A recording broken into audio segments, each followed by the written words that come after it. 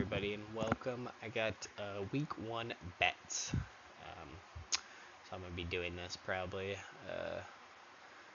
for the coming weeks. This week is going to be a long week. Should be pretty fun with Thursday games, Friday games, Saturday games, and Sunday and Monday games.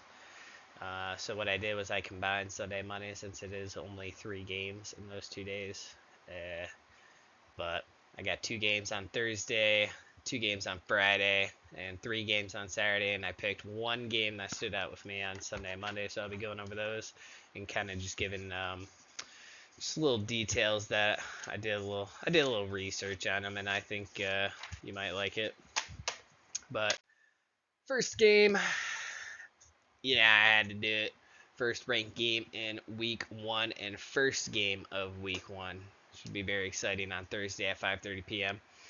I got Boise State and USF. Boise State sitting at minus 225 with a 6.5 spread.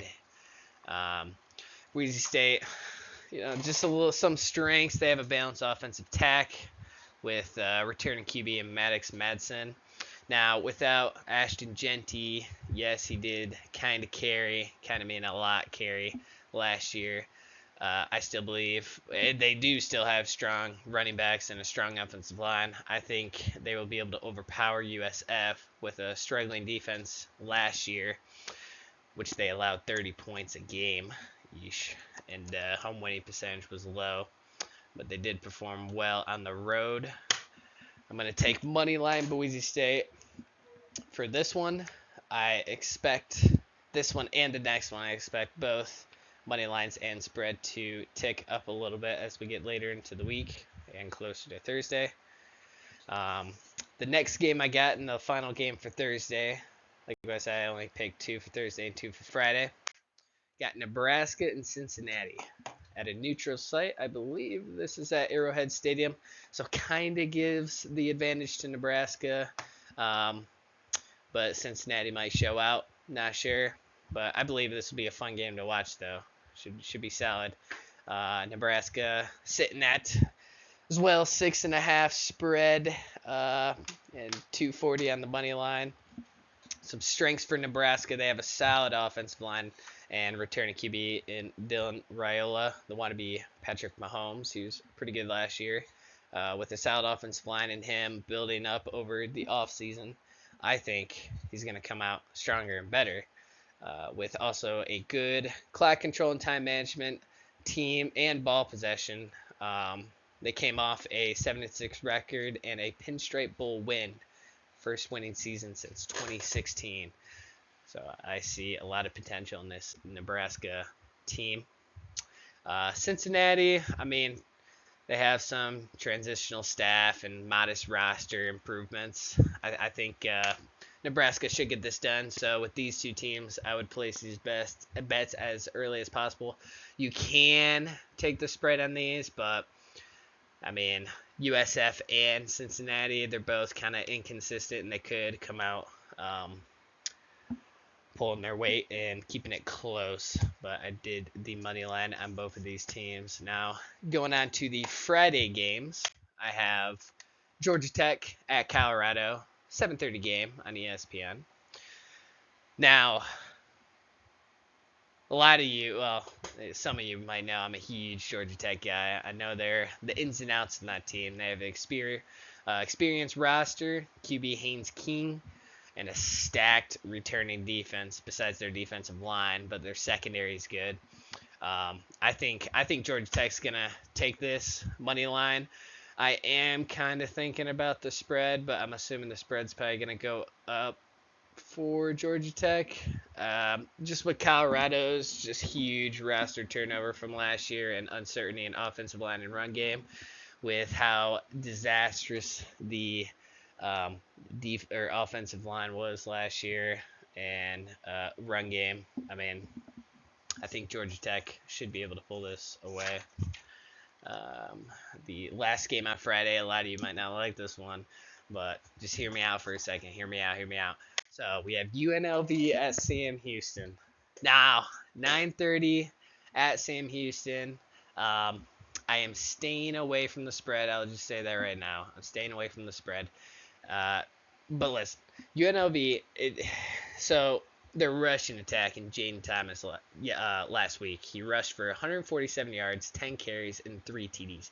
He basically carried them to not lose to who was it, Idaho State. Basically carried them. Now the only thing that could come back and bite him, UNLV, is a poor coaching decision. It could be a factor in this game. I mean, that coach, man, come on, man.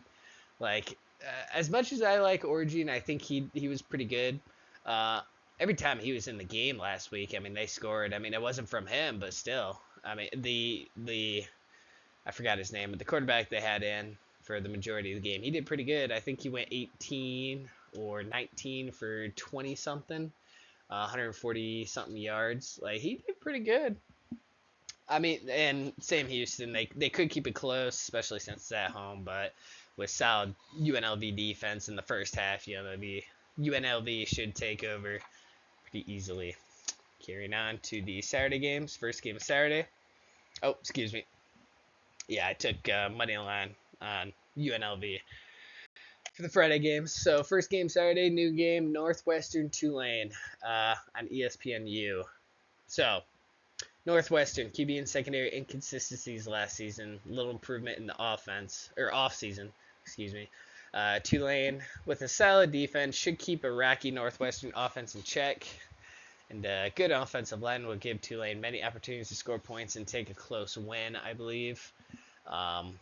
So I'm seeing a spread on this one. I'm seeing a spread at uh, uh, -6, 6.5. I see them covering that pretty easily. Northwestern just inconsistent, and I think Tulane will pull away on this one.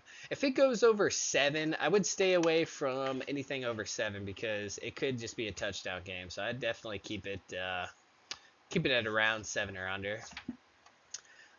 Next game I got, second game for Saturday, 3:30 p.m. on ABC, Alabama, Florida State. So Alabama, elite.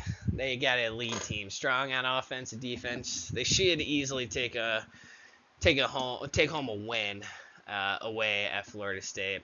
Florida State just disaster last year.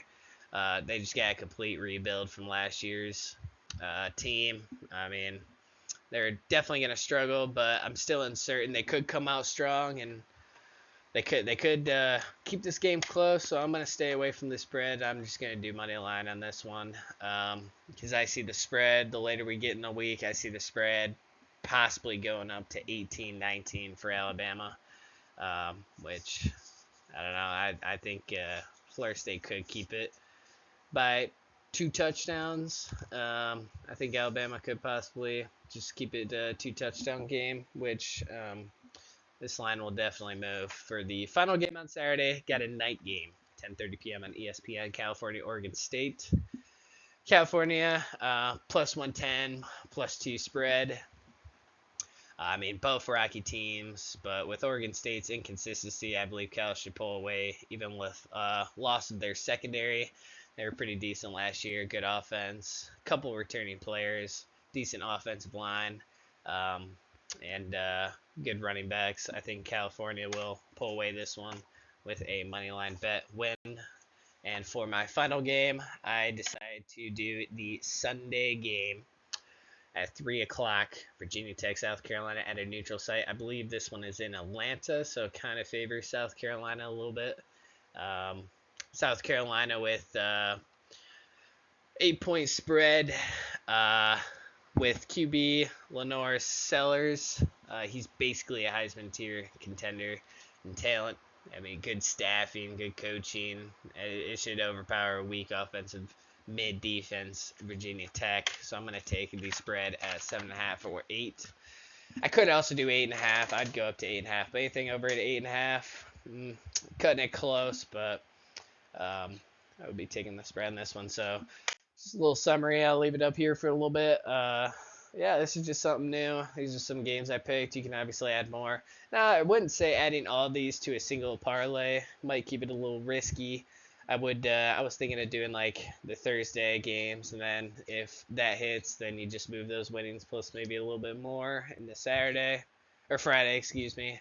then Friday to Saturday, and then you could combine Saturday or Sunday to Saturday. But yeah, so that's what I got. So thank you. Yeah.